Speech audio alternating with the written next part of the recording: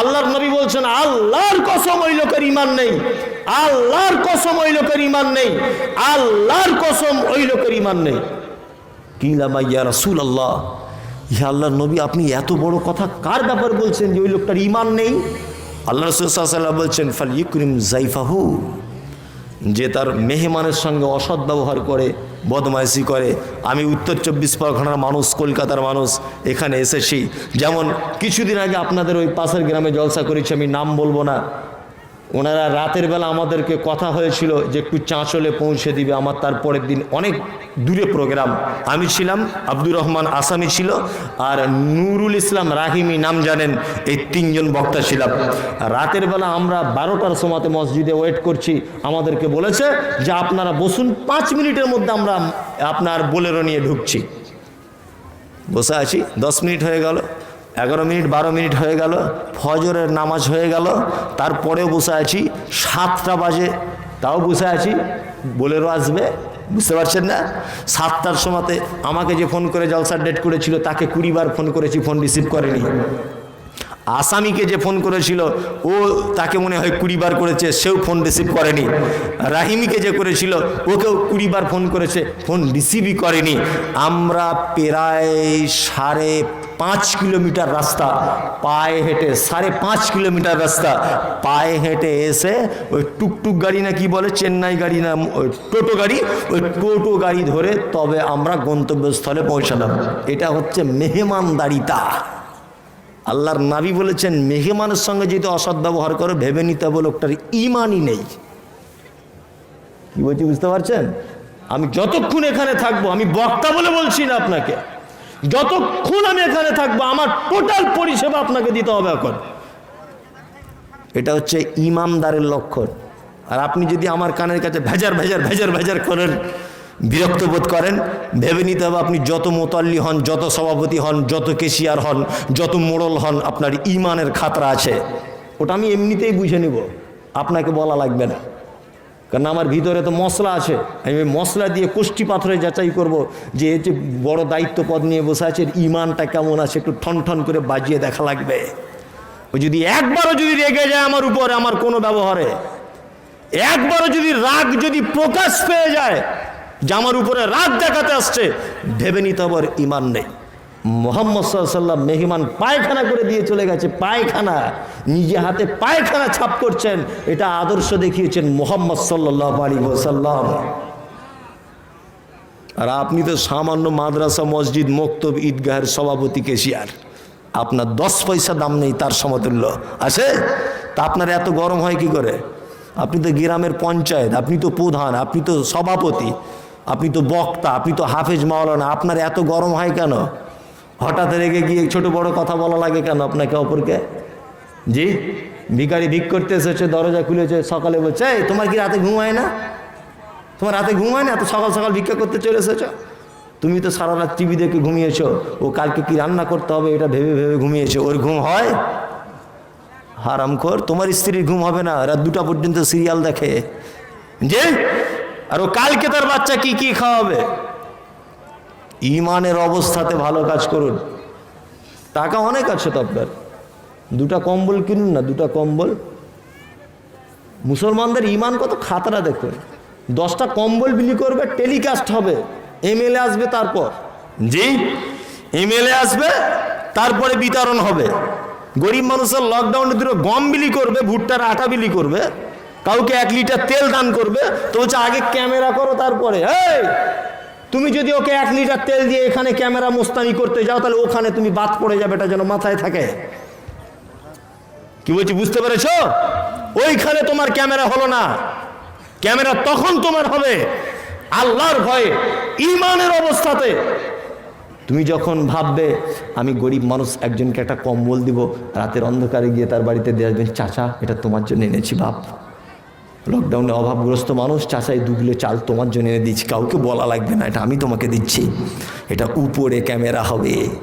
কি বলছি বুঝতে পারছেন? এটা উপরে ক্যামেরা হবে। খ্রিস্টান ভাইদেরকে দেখবেন, কলকাতাতে, আমার প্রপার কলকাতাতেই আমি থাকি, আমি এয়ারপোর্ট থেকে 3.5 কিলোমিটারের মধ্যে আমি থাকি, দমদম এয়ারপোর্ট থেকে। আগে আরও পাড়ার গ্রামের ভিতরে ছিল, আর আমরা চলে এসেছি এদিকে। তা দেখেছি খ্রিস্টান মানুষেরা, আহা, যে কাজগুলো মুসলিমদের করা দরকার ছিল, রাতের বেলা দেখছি বিরিয়ানি সব প্যাকেট, রাস্তায় পাগলেরা ঘুরছে, তাদের হাতে সব ধরিয়ে দিয়ে চলে যাচ্ছে, বাবু আও, বাবু আও, আও আও আও। বাচ্চা, কোন মহিলা থরথর করে কাঁপছে, ন্যাংটো হয়ে পাগল। খ্রিস্টান ভদ্রলোক, মাথায় টুপি নেই, দাড়ি নেই, কিছুই জানে না, পাবলিক, একটা আনপাবলিক মারোয়ারি, সে উলঙ্গ মহিলাটাকে কোলে করে মা মা মা মা বলে আদর করে তার পরনে কাপড় পরিয়ে দিচ্ছে। এটা দরকার ছিল 1400 বছর আগে বলে গেছেন মুহাম্মদ সাল্লাল্লাহু আলাইহি ওয়াসাল্লাম, দরকার ছিল আমার, এটা আপনার করা দরকার ছিল, যে এটা আপনার করা দরকার ছিল। এটা কোথাও ট্রেন অবরোধ হয়েছে, বাস অবরোধ চলছে, যাত্রীরা পিপাসায় একদম তৃষ্ণার্ত অবস্থায়, আপনি 10 বোতল পানি বাড়ি থেকে ব্যবস্থা করে, যে কোনো আপনার ক্ষমতা যদি 10-20 জন ছেলে আপনার আঙুল ঘোরানোতে যদি ঘোরে নিয়ে তাদেরকে চলে যান পানি পান করাতে, আরে তবেই তো দেখবে যে মুসলিমদের ভিতরে এই ভদ্রতা আছে। আপনি যান, শুধু গ্রামে দুর্বল মানুষদের উপরে ক্ষমতা প্রয়োগ করতে চাইছো। অবশ্যই এগুলো ঈমানের হালাতে করবেন। আর এই সমস্ত কাজগুলো যদি আপনি করেন, অসহায় মানুষ, মেহমান, দুস্থ, অনাথ, এতিম, ফকির, এই সমস্ত মানুষদের পাশে যদি আপনি খাবেন, দুনিয়াতে আপনি প্রাইজ পাবেন ইনশাআল্লাহ। এটা আল্লাহর ঘোষণা, আল্লাহর ঘোষণা এটা। ইনশাআল্লাহ আমরা ঈমানের অবস্থায় ভালো কাজ করব, ইনশাআল্লাহ করব। দুটা একটা ছোট্ট ছোট্ট ভালো আমল বলে দিব, আজ থেকে করবেন। বলবো? বলে দিই। দেখুন, বক্তব্য তো অনেক শুনেছেন, এরা আমার আগেও বক্তব্য শুনেছেন, তার আগেও বক্তব্য শুনেছেন। তা আমি ধরে নেন ওদের মতো ভালো নাই বা বললাম, আমি কিছু নাই শিখিয়ে দিয়ে গেলাম, এটা আপনারই লাভ হোক। আল্লাহর নবী সাল্লাল্লাহু আলাইহি ওয়াসাল্লাম তিনি বলেছেন, এইটুকু আমল নেকিটা কতটা দেখুন।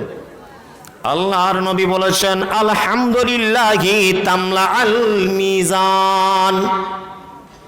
মানুষ মরণের পরে মিজান বলে একটা জিনিসে তার ভালো আর মন্দটাকে ওজন করা হবে, তার নাম মিজান। ওজন করার একটা যন্ত্র, পাল্লা। নেকি আর বদিকে ওজন করবেন কে? কে করবেন? আল্লাহ। বিশ্ব নবী বলেছেন, আহকামুল হাকিমিন, সেদিন আল্লাহ হবে বিচারকের বিচারক। আপনার যদি জজ কোর্টে যদি মামলা করা হয়, আপনি ওই মামলার যদি রায় বার হয় এই লোকটার ফাঁসি দেওয়া লাগবে, এই লোকটা জজ কোর্ট থেকে আবার আপনার হাইকোর্টে মামলা চালাতে পারে, পারে কি পারে না? হাইকোর্ট বলে দিল এই লোকটার ফাঁসি হবে, ওই লোকটা এই কথাটা অমান্য করে আবার সুপ্রিম কোর্টে আপিল করতে পারে, পারে কি পারে না?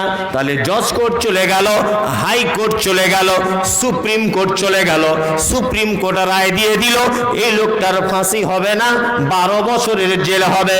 তার মানে পৃথিবীর সিস্টেম, আপনি অপরাধ করলে আপনার সাজা পাবার বিভিন্ন স্তর আছে, ক্ষমা চাওয়ার বিভিন্ন স্তর আছে। আপনার প্রাণ ভিক্ষা যদি হয়, ফাঁসি যদি অর্ডার হয়, আপনি ভারতবর্ষের প্রধানমন্ত্রীর কাছে প্রাণ ভিক্ষা চাইতে পারেন, পারেন কি পারেন না? আপনি রাষ্ট্রপতির কাছে প্রাণ ভিক্ষা চাইতে পারেন, পারেন কি পারেন না?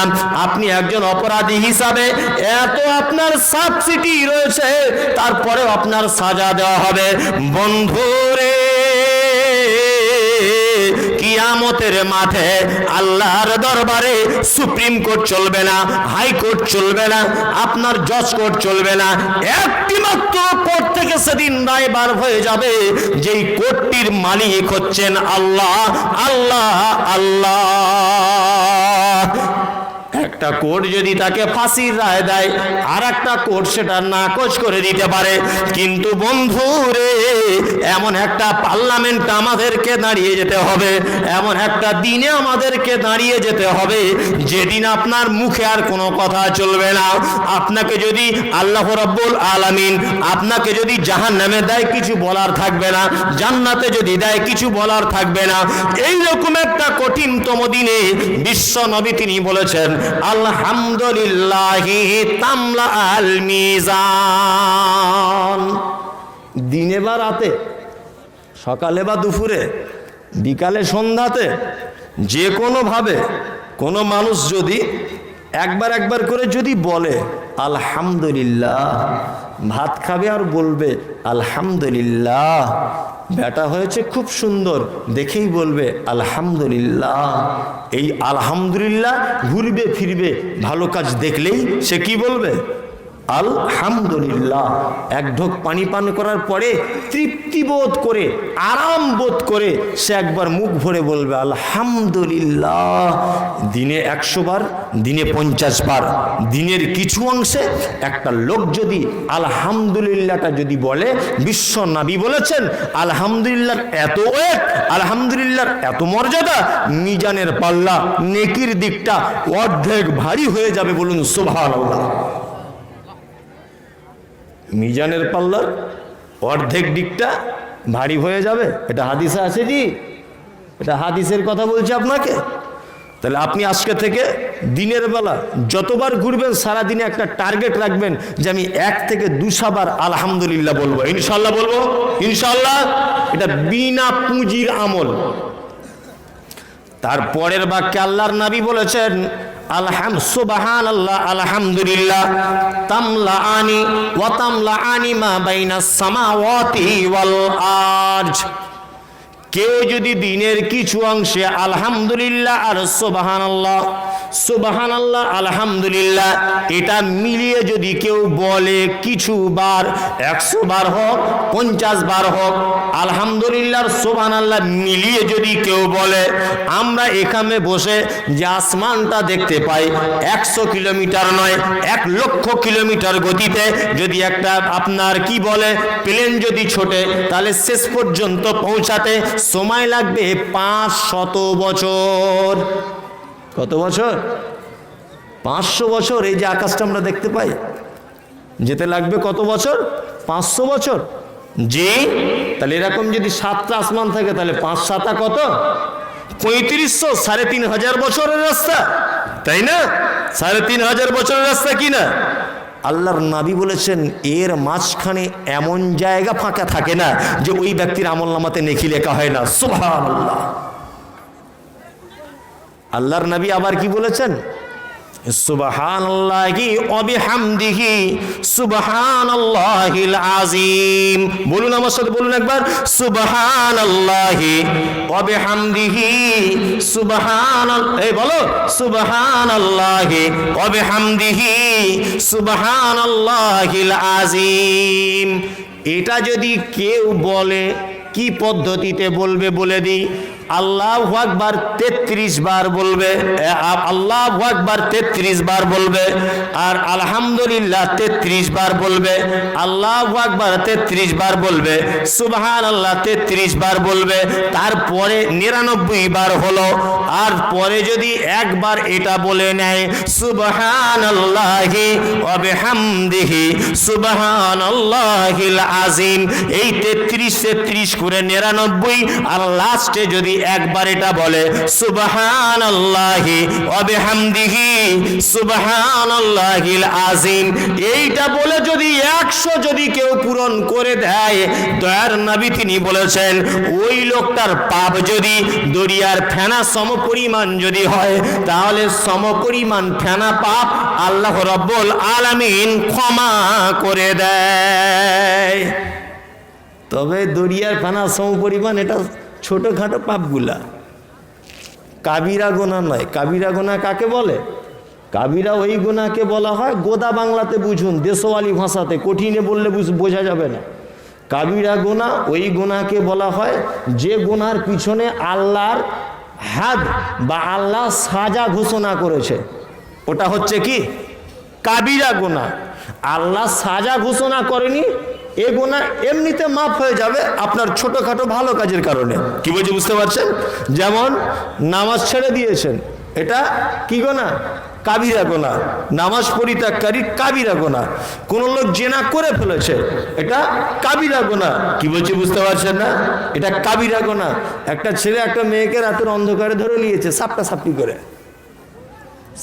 করে ধরে নিয়েছে, বুঝলেন? 5-7 মিনিট ওকে ছাড়ছেই না, প্রেম ভালোবাসা জমে গেছে, ধরে নেন অন্ধকারে কোথাও গল্প করছে। বলুন তো এটা সাগিরা গোনা না কাবিরা গোনা? জি না, কাবিরা গোনা নাই। ওই যদি রাতের অন্ধকারে ওর সঙ্গে শারীরিক সম্পর্কে জড়িত হতো তাহলে কাবিরা গোনা হতো। এখনো তো শারীরিক সম্পর্কে জড়িত হয়নি, জি ও সাগিরা গোনার মধ্যে আছে, মানে ছোট গোনা, কাবিরা নাই। মানে ওই ব্যাপারে আল্লাহ কোনো মানে সাজা ঘোষণা করেনি। কি বলছি বুঝতে পারছেন না? আল্লাহ সাজা ঘোষণা করেছে কিসে? যে কেউ লস্টি ফস্টি কিছু করে ফেলেছে যখন, তখন বলছে সাজা ঘোষণা আছে 3 জন সাক্ষী জোগাড় করে। কি বলছি বুঝতে পারছেন না? কিন্তু এমনি কেউ কাউকে প্যান্ডেলে ঘুরছিল, একটু চিমটি কেটে নিয়েছে, একটু কারোর গলাতে হাত দিয়ে দিয়েছে ফোসকামু করে, এতে আল্লাহ কিছু বলেনি যে ওকে এই করতে হবে তাই করতে হবে। কি বলছি বুঝতে পারছেন না? এই সমস্ত গোনাগুলো যা জমে জমে জমে জমে দরিয়ার ফেনা সম পরিমাণ হয়েছে, আল্লাহর নবী বলছেন 100 বার বলার পরে দরিয়ার ফেনা সম পরিমাণ গোনা কি হবে? মাফ করে দেওয়া হবে। আর আমল বলছি না, মোমেন হতে গেলে কি লাগে? 5টা কথা খুব ছোট্ট ছোট্ট 2-5 মিনিটে বলে দিই। শীত অনেক পড়ছে, ছেড়ে দিই নাকি? শীত অনেক পড়ছে, বুঝলেন? শীত অনেক বেশি, 12:30 বাজে, প্রায় 1টা বাজতে চললো। আমি একটাই টার্গেটেই চলছি যে 1টা পর্যন্ত চলবে। তারপরে রাত্রিরে তো ঘুমানোর ব্যবস্থা, ফজরের নামাজের মানুষকে দেখতে পাওয়া যাবে না। কি বলছি বুঝতে পারছেন? ফজরের নামাজে দেখতে পাওয়া যাবে না। আমি আজকে ফজরে থাকবো, দেখবো একটু চেক করে কেমন মানুষ হচ্ছে। আমি আজকে ফজরে থাকবো যদিচ, কারণ আপনাদের এখান থেকে একটু যোগাযোগ ব্যবস্থাটা খারাপই আসে, বুঝলেন? বাস ধরা, কলকাতা বাস ধরা, চাঁচলে যেতে হবে, রাত্রে তো চাঁচলে যাওয়ার গাড়ি পাওয়া যাবে না। যাই হোক, আজকে ফজরে আমি একটু চেকই করব। তাহলে মোমেন হতে গেলে কি কি লাগে? 1টা-2টো করে বলে দিই, বলে দিই।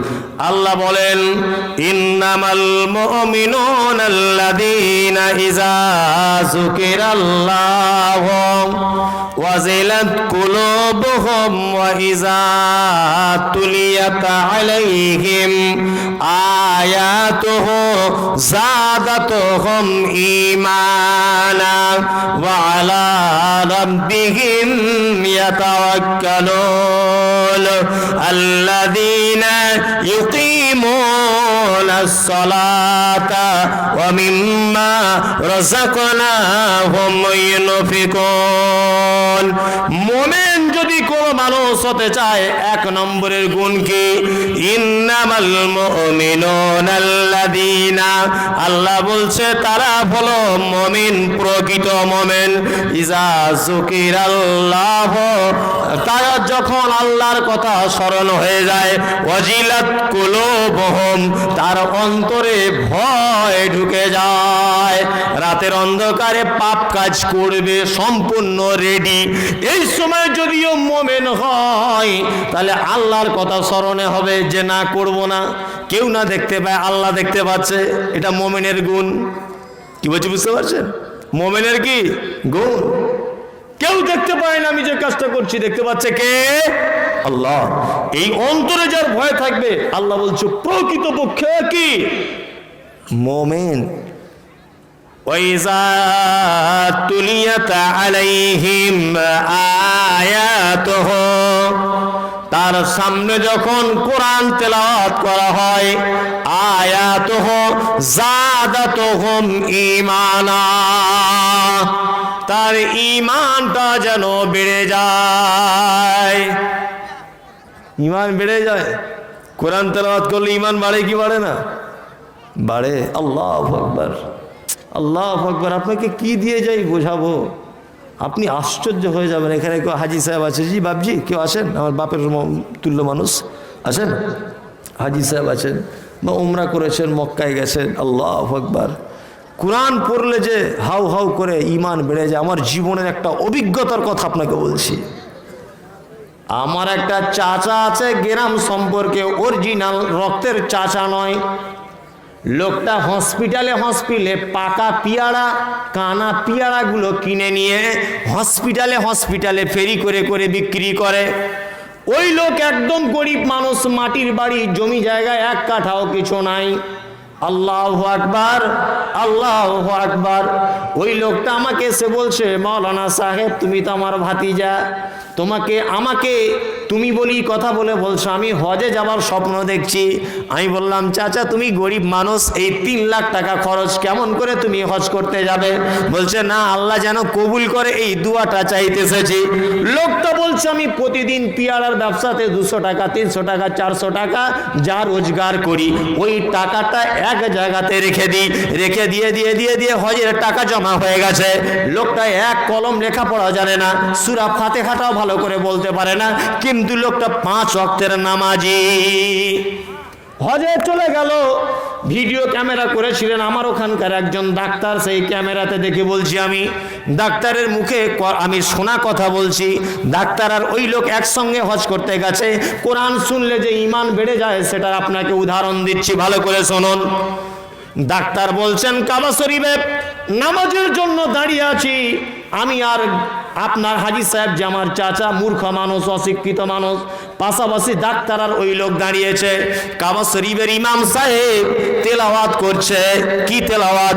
ইয়াউমা তারাউনাহা তাযহালু কুল্লু মুরজিআতিন আম্মা আরজাত ওয়া তাযাউ কুল্লু যাতিন হামলিন হামলাহা ওয়া তারান নাসা সুকারা ওয়া মা হুম বিসুকারা ওয়ালাকিন্না আযাবাল্লাহি শাদীদ। ডাক্তার সাহেব বলছেন আমি কোরআনের বাংলাটা বুঝতে পেরে গেলাম। এই আয়াতে আল্লাহ বলতে চেয়েছে গর্ভবতী মায়েরা বাচ্চা প্রসব করা কত যে কঠিন। কিয়ামতের ভয়ে, আল্লাহর আযাবের ভয়ে কিয়ামতের দিনে তাদের বাচ্চা এমনিতে তলা দিয়ে গলে পড়ে যাবে। মায়েরা বুঝতে পারবে না যে আমাদের বাচ্চা হয়ে গেছে। মানুষগুলো সেদিন মাতালের মতো করে ঘুরবে, আদেও তারা কেউ মদ পান করেনি। ওয়ালাকিন্না আযাবাল্লাহি শাদীদ, আল্লাহর আযাবের ভয়ে গর্ভবতী মায়েরা তাদের বাচ্চা জন্ম দিবে বুঝতে পারবে না। দুগ্ধদানকারিনী মায়েরা বুকে তাদের দুধ ঠেসা থাকবে, বাচ্চা পায়ের কাছে এসে কাঁদবে আর বলবে মা আমার কলিজা ফেটে যাচ্ছে, এক ফোঁটা দুধ দাও। মা সেদিন দুধ দিতে ভুলে যাবে। এই আয়াতটা কাবা শরীফের ইমাম তেলাওয়াত করতেছে, আর আমার গ্রামের ডাক্তার বাবু অঝর নয়ন তিনি কাঁদতেছেন। আমার চাচা অশিক্ষিত মানুষ, সেও কাঁদতেছে।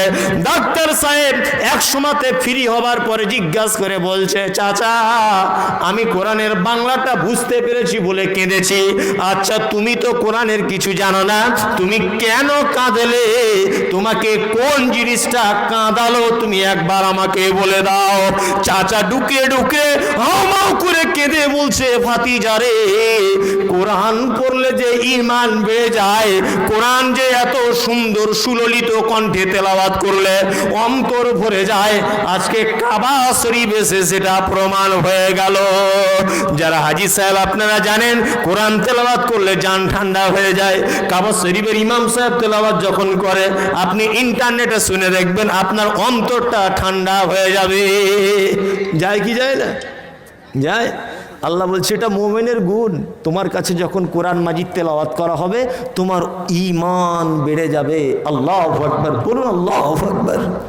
ঈমান বেড়ে যাবে ভাই। ওয়াইযা তুলিয়াত আলাইহিম আয়াতুহু যাদাতুহুম ঈমানাও ওয়া আলা রাব্বিহিম ইয়াতাওয়াক্কালুন। মুমিনের 3 নম্বরের গুণ হলো আল্লাহর উপরে ভরসা রাখে। কার উপরে ভরসা রাখে? আপনার আছে তো আল্লাহর উপরে ভরসা? আছে? আছে? আপনার 4টে বেটি, আপনার 4টে, 5টার বেলাতেও আবার রিস্ক নিচ্ছেন যদি একটা ব্যাটা আল্লাহ দেয়, আবার বাচ্চা নিয়েছেন, আপনার স্ত্রী আবার প্রেগনেন্ট, তা দিনরাত দোয়া করছেন আল্লাহ যেন একটা ব্যাটা দিয়ে, একটা ব্যাটা দিয়ে, ব্যাটা দিয়ে, আল্লাহ একটা ব্যাটা দিয়ে। 5 বারের মাথাটা দেখছেন আবার বেটি হয়ে গেছে। বলুন তো প্রশংসাটা কার হবে? আল্লাহর হবে? আপনার মুখে এই ভাষাটা বার হবে, কোথা থেকে ফটিকের বেটিকে বিয়ে করতে গেলাম, ওর থেকে যদি হাফিজের বেটিকে বিয়ে করতে পারতেন 2টা বেটা হয়ে যেত। তোর জাত খারাপ, তোদের রক্ত খারাপ, তোদের বংশ কারুর বেটা নাই, তোর পেটে বেটাই নাই। সব আজে বাজে কথা তার স্ত্রীকে বলবে। অনেক বদমাশ লোক আছে না? নেই? আছে, বলবে। কিন্তু একজন ইমানদার হলে পায়ে কাঁটা ফুটে গেলেও বলবে আলহামদুলিল্লাহ, আল্লাহ তুমি ভালো বুঝেছো তাই দিয়েছো। রাস্তায় যদি চলতে চলতে জুতার ফিতা যদি ছিঁড়ে যায়, ও যদি ইমামদার হয়, কি বলবে? আল্লাহ তুমি ব্যবস্থা করে দাও। আল্লাহ আমার মেয়েটা প্রেগনেন্ট, হসপিটালে ভর্তি, আল্লাহ তুমি সুস্থতা দান করো। আল্লাহ আমার ছেলে মাধ্যমিক পরীক্ষা দেবে, তুমি আমার ছেলের ভালো রেজাল্ট করে দিও। আল্লাহ আমার মা অসুস্থ, তুমি সুস্থতা দান করো। আল্লাহ আমার বড় ছেলেটা ক্যান্সার রোগে আক্রান্ত, পৃথিবীর কেউ সারাতে পারবে না, এটা আমি জানি, তোমার পক্ষেই সম্ভব। আল্লাহ তুমি আমার ছেলেটাকে সুস্থতা দান করে দাও। তুমি এত বড় ডাক্তারের ডাক্তার, কলের পানি পান করিয়ে ক্যান্সার কেন, এর থেকেও মারাত্মক রোগ তুমি সারিয়ে দিতে পারো। আল্লাহ তুমি ভালো করে দাও। সমস্ত ব্যাপারে ভরসা ইমানদার মোমেন কার উপরে রাখবে? আল্লাহর উপরে। রাতে বিপদে পড়েছেন, দিনে বিপদে পড়েছেন, সকালে পড়েছেন, বিকালে পড়েছেন, যা কিছু বিপদ, যা কিছু, মারা যাক, জন্ম নিক, হওয়া মরা মৃত্যু যাই হোক, ভরসা কার উপরে? আল্লাহ, আল্লাহ, আল্লাহ। আল্লাযীনা ইউকিমুনাস সালাত, মোমেন কি করবে? সালাত আদায় করবে। আপনারা নামাজ পড়েন ভাই সবাই? এ কারা কারা পড়েন দেখি তো, কারা কারা পড়ছেন? হাত তুলবেন সবাই, কারা কারা পড়ছেন? বলে একজন আমাকে বলছে, মৌলী সাহেব নামাজ আমি পড়ি, নামাজে আমার মন লাগে না, যতবার রুকুতে যাই সে আমার ফটিক চাচার কথা মনে পড়ে, এই দোকানের কথা মনে পড়ে, আমার বইয়ের কথা মনে পড়ে, ছেলের কথা মনে পড়ে। তো এইটা কি করে কাটানো যায় বলুন তো? আপনাদের মনে পড়ে কি পড়ে না? নামাজে মন চায়? নামাজে মনোযোগী হবার একটা জাদু আপনাকে বলে দিয়ে যাচ্ছে, এইটা আপনি মাথায় নেবেন, তাহলে দেখবেন আর জীবনে আপনার মন অন্যদিকে যাবে না। এটা কোন বক্তা বলেছে না বলেছে জানি না, আমি আপনাকে বলছি, ভালো করে শুনে নেন। এক, প্রথম নম্বর, যখন আপনি দাঁড়িয়ে যাবেন, এখনও তকবীরে তাহারিমা হাত বাঁধেননি আপনি, যখন দাঁড়াবেন তখন এইটা মাথায় নেবেন যে আমি পৃথিবীর এমন এক পার্লামেন্টে এসে দাঁড়িয়েছি, যে পার্লামেন্ট যত রাত হয় এর দরজা তত বেশি খোলে। পৃথিবীর সব পার্লামেন্ট 12টা, 1টা, 2টো, 3টার মধ্যে বন্ধ হয়ে যায়, সব মন্ত্রণালয় বন্ধ, একটা মাত্র বিচারের জায়গা, একটা ভিক্ষা চাওয়ার জায়গা, একটাই মাত্র আবেদন করার জায়গা, কিয়ামত পর্যন্ত তার দরজা খোলা থাকবে। তার নাম কি? কি? মসজিদ আর আল্লাহ। এক। দুই, আল্লাহ বলছেন অসজুদ ওয়াক্তারিব, আমি বান্দার নিকটবর্তী হই। কতটা নিকটবর্তী? এটা দুটো ব্যাখ্যা আছে। কেউ কেউ বলেছেন যে এখান থেকে এইটা যতটা ডিস্টেন্স, এই ভালো করে দেখুন, এখান থেকে এইটা যতটা ডিস্টেন্স, এই এতটা যতটা ডিফারেন্স, একটা মানুষ যখন সেজদায় লুটিয়ে পড়ে, আল্লাহর ওই বান্দার ডিস্টেন্স এতটা থাকে। কি বুঝতে পারছেন? তাহলে আপনাকে বুঝে নিতে হবে অসজুদ ওয়াক্তারিব। আল্লাহ বলেছে মানুষ যখন সেজদায় লুটিয়ে পড়ে আমি তখন তার নিকটে চলে যাই। আপনি সেজদায় গিয়ে যখন বুঝতে পারছেন যে আল্লাহ আমার কাছে চলে এসেছে, এখন এরপরেও আপনার মন দোকানে ব্যবসা বাণিজ্যতে যেতে পারে? এটা আপনার আসলে মনে আসে না যে এবার আমার কাছে আল্লাহ চলে এসেছে, আমি যখন সেজদাতে লুটিয়ে পড়লাম। প্রত্যেক নামাজে এটা আপনি মাথায় রাখবেন যে আমি সেজদাতে লুটিয়ে পড়ছি মানে এবার আল্লাহ চলে এসেছে, আল্লাহ আমার নিকটে, এখন আর কোনো দিকে কিছু করা কি যাবে না। আপনি এই পদ্ধতি অবলম্বন করুন, আপনার মন অন্যদিকে আর যাবে না। আপনার মন অন্যদিকে যায় কি করে যে আপনি এখন আল্লাহ আপনার কাছে আছে? কি বোঝাতে পারছি না আপনাকে? মনোযোগ আপনার আসবেই যে এখন আল্লাহ আমার কাছে আছে। এখন এইটা মাথায় নিয়ে নামাজে দাঁড়িয়ে যাবেন। নামাজ আপনারা অবশ্যই পড়বেন আলহামদুলিল্লাহ। তারপরে বলছে রাযাকনাহুম ইনফিকুন, মোমেন দান করবে। কি করবে? দান করবে। এবার একটা মাত্র হাদিস বলে বক্তব্য শেষ করে দিব।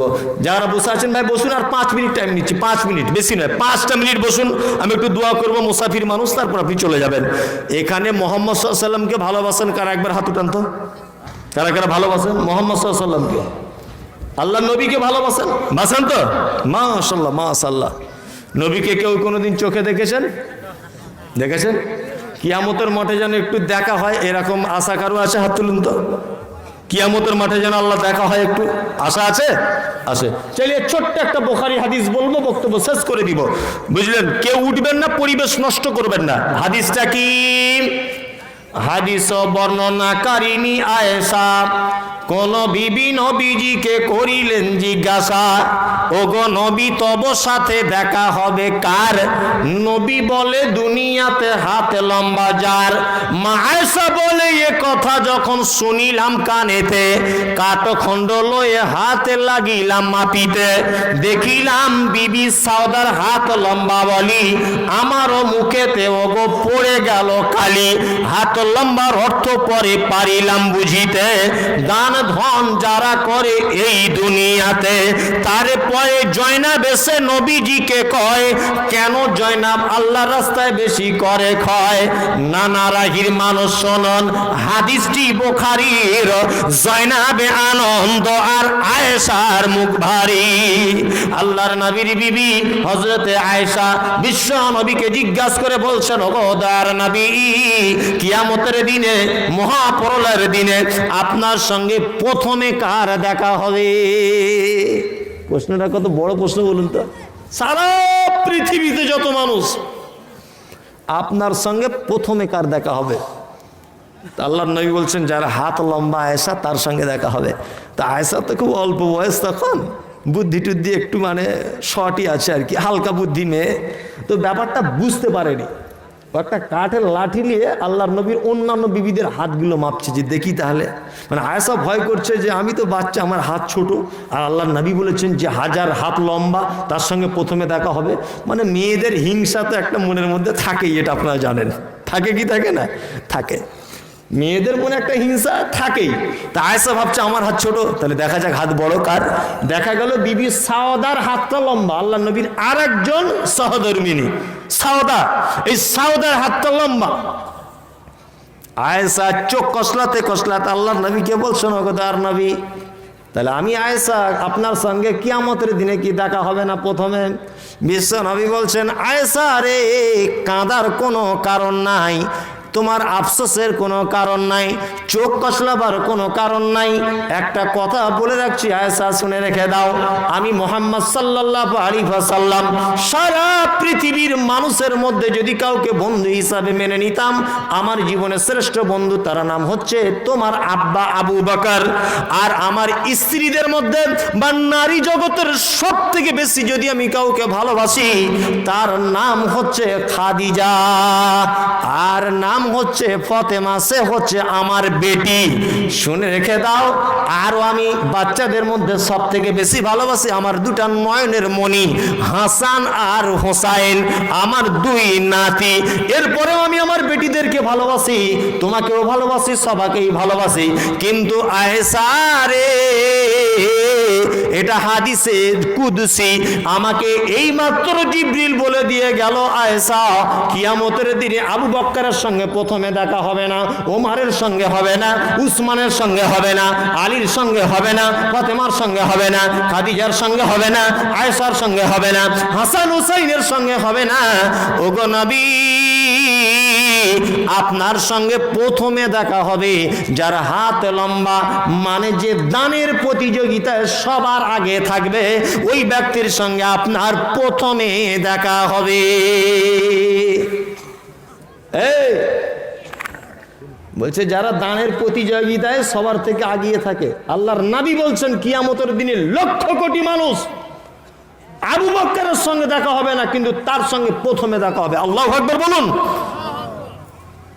একটা লোক বলুন তো, এখানে যারা বসে আছেন, বেশি টাকা চাইবো না, আমি আদায়টা কম করতে পারি, আবার যদি আমার আদায়ের টাইমে লাগিয়ে দেয় মোটামুটি আদায় করতেও পারি, মানে মানুষ দিলে পারি আর কি। আপনার কাছে আমি বেশি টাকা চাইবো না। আপনারা এখানে বসে আছেন 10 জন মানুষ, বলুন তো যে 1000 করে টাকা দিব। 10 জন মানুষ, যে ভাগ্যবান সে আগে হাত তুলবে। বলুন, 1 সপ্তাহ 2 সপ্তাহ পরে দিবেন। 10 জন মানুষ বলুন যে 1000 টাকা দিব, উনি সাহেব পরেই দিব, আমি অসুবিধা নেই। একজন, কি নাম? মাশাআল্লাহ, কি নাম? মাদ্রাসার সভাপতি সাহেব। আগেও দিয়েছেন? আচ্ছা, আগে 1000, এখন 1000। কি নাম ভাই আপনার? ওই লোকটার নামটা কি গো? সাই বসে আছে, মোহাম্মদ ইউসুফ ভাই। 1000, 2000 হলো, এই ভাই 1000, 3000 হলো। আর একজন বলুন, কি নাম?